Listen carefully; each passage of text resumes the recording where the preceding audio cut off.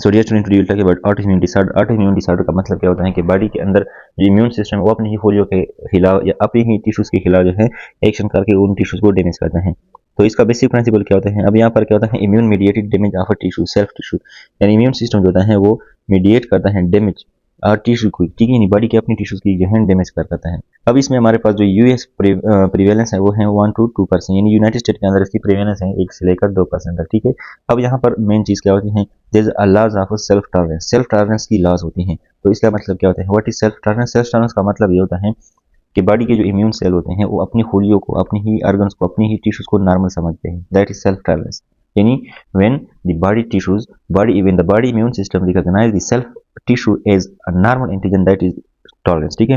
तो normal people में क्या होता है कि बॉडी का जो इम्यून सिस्टम होता है वो नॉर्मल टिश्यूज को कुछ नहीं कहते, ठीक है, यानी डैमेज नहीं करते। But when it is laws of self tolerance, लेकिन जब ये सेल्फ टॉलरेंस लॉज हो जाती हैं, ठीक है, तो बॉडी के जो इम्यून सेल्स होते हैं वो अपनी टिश्यूज को डैमेज करते हैं। तो इसका मतलब लॉज ऑफ सेल्फ टॉलरेंस। तो इसमें सेंट्रल टॉलरेंस होता है एंड पेरिफेरल टॉलरेंस है। तो थाइमस के अंदर जब इम्यूनोलॉजी में हम पढ़ते हैं कि जब टी सेल की और बी सेल की मैच्योरेशन होती है तो वहाँ पर मुख्तलिफ किस्म के सिलेक्शन करते हैं, नेगेटिव सिलेक्शन। वहाँ पर हम ये देखते हैं कि आया ये टिश्यूज जो होते हैं, ये सेल्स जो होते हैं बी सेल या टी सेल, अपनी टिश्यूज को जो है नुकसान पहुँचाएंगे या नहीं। तो अगर बी सेल और टी सेल जो है अपने टिश्यूज को नुकसान पहुंचाते हैं तो उनकी हम डेथ काज करते हैं, थैमस के अंदर उसकी डेथ हो जाती है या रेगुलेटरी टी सेल में कन्वर्ट हो जाते हैं। लेकिन अगर वो पास हो जाते हैं, वो सही होते हैं, नॉर्मल बी सेल या टी सेल होते हैं, तो हम उसको मैच्योर हो जाते हैं और वो फिर बॉडी के अंदर जो है नॉर्मल काम करना शुरू करते हैं। So this is the checking of the lymphocyte whether they will cause auto immune disease और नॉट। अगर वो ऑटो इम्यून डेवलपमेंट के दौरान अगर वो ऑटो इम्यून डिजीज काज करेंगे तो वो हम उसकी एपोप्टोसिस करवाते हैं, यानी ये टाइमस में होता है। लेकिन अगर वो ठीक होते हैं तो उसकी डेवलपमेंट कंप्लीट हो जाती है और वो सारी फेज से सक्सेसफुली पास हो जाती हैं। तो यहाँ पर इसका मतलब क्या है, self reactive lymphocytes are regularly generated, यानी जो सेल्फ रिएक्टिव होते हैं यानी बॉडी को नुकसान पहुंचाने वाले लिम्फोसाइट तो बनते हैं, लेकिन डेवलप सेंट्रल थाइमस या बोन मेरो के अंदर या पेरिफेरल टॉलरेंस, वो क्या करते हैं, ये टॉलरेंस जो है डेवलप करते हैं, ठीक है। Central tolerance in the thymus lead to T cell apoptosis. तो क्या होता है कि टी सेल की एपोप्टोसिस हो जाती है या generation of regulatory T cell, यानी जो टी सेल जो होते हैं वो सेल्फ रिएक्टिव होते हैं उनकी हम डेथ काज करते हैं, थाइमस के अंदर उसकी डेथ हो जाती है, या जो एपोप्टोसिस से रह जाते हैं उन वो रेगुलेटरी टी सेल में कन्वर्ट हो जाते हैं। तो थाइमस जो होते हैं वो एबनॉर्मल टी सेल को किल करते हैं, उनकी एपोप्टोसिस करते हैं। और कुछ सेल्स जो टी सेल्स होते हैं वो एपोप्टोसिस से बच जाते हैं तो वो रेगुलेटरी टी सेल में कन्वर्ट हो जाते हैं। AIRE mutation result in autoimmune polyendocrine syndrome, that is important to remember। तो AIRE mutation जो होते हैं वो रिजल्ट करता है autoimmune polyendocrine syndrome। तो this is some general discussion, later we will discuss diseases। central tolerance in the bone marrow lead to receptor editing। जो central tolerance होती है bone marrow के अंदर वो receptor editing करते हैं और B सेल की एपोप्टोसिस भी करवाती हैं।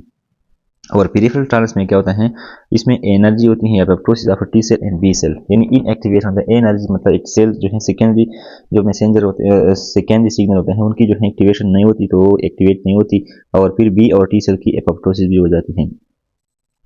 अब यहाँ पर एक फास्ट एपोप्टोसिस पाथवे है, mutation result in heart immune lymphoproliferative syndrome ALPS syndrome, ये इस वजह से हो जाती है। तो इस पाथवे को हम कहीं डिस्कस करेंगे, अब यहाँ पर हम पूरा इसको एक्सप्लेन नहीं कर सकते। इसके बाद ये मेन पॉइंट जो है अपने याद रखने हैं, regulatory T cell suppress auto immunity by blocking T cell activation. ये जो रेगुलेटरी टी सेल होते हैं ये वो सेल होते हैं जो टी सेल एबनॉर्मल जो टी सेल थे उनकी एपोप्टोसिस थाइमस के अंदर हो रहा था, लेकिन कुछ सेल्स जो होते वो एपोप्टोसिस से बच जाते हैं तो वो रेगुलेटरी टी सेल बन गए थे। अब ये रेगुलेटरी टी सेल क्या करते हैं, सप्रेस करते हैं बॉडी की ऑटो इम्यूनिटी को।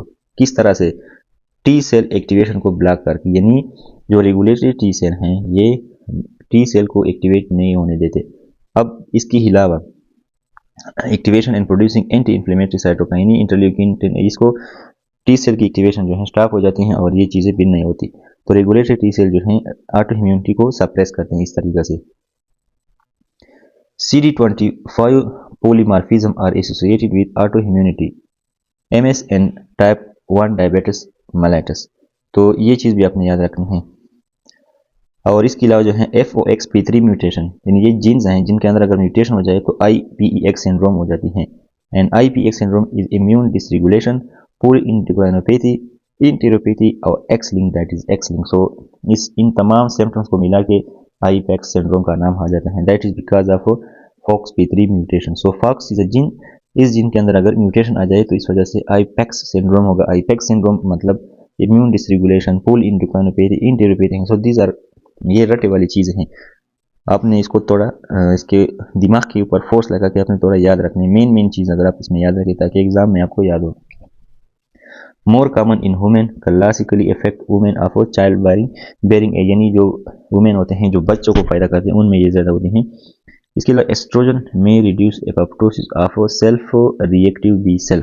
अब एस्ट्रोजन जो होता है ये सेल्फ रिएक्टिव बी सेल की जो एपोप्टोसिस होती है वो रिड्यूस करते हैं। सो एस्ट्रोजन का एक काम क्या है, that is reduction in apoptosis, यानी सेल्फ रिएक्टिव बी सेल जो होती हैं उनकी जो डेथ होती है, एस्ट्रोजन उस डेथ को काम करता है।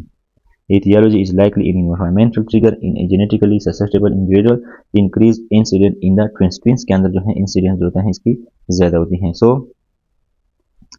इसके बाद जो होते हैं it is association with centre HLA types, HLA B27 and PTP N22 polymorphism। Environmental triggers lead to bystander activation or molecular mimicry।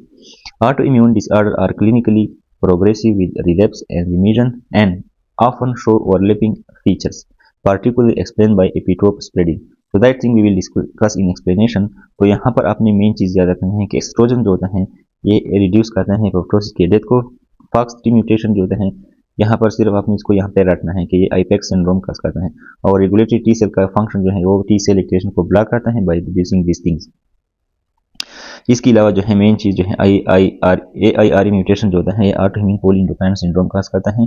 और यहाँ पे ये चीज़ आपने याद रखना है, इस पे थोड़ा कंसेप्ट क्लियर करना है कि सेल्फ टॉलरेंस क्या होता है कि जब टी सेल जो होते हैं या बी सेल होते हैं वो अपने एंटीजन को नॉर्मल समझते हैं या अपनी टिश्यूज को नॉर्मल समझते हैं। अब अगर इसकी लॉस हो जाए सेल्फ टॉलरेंस की तो इसका मतलब क्या होगा कि बॉडी के अपनी इम्यून सेल अपने टिश्यूज को जो है नॉर्मल नहीं समझते। So this is the autoimmune disorder basic principle.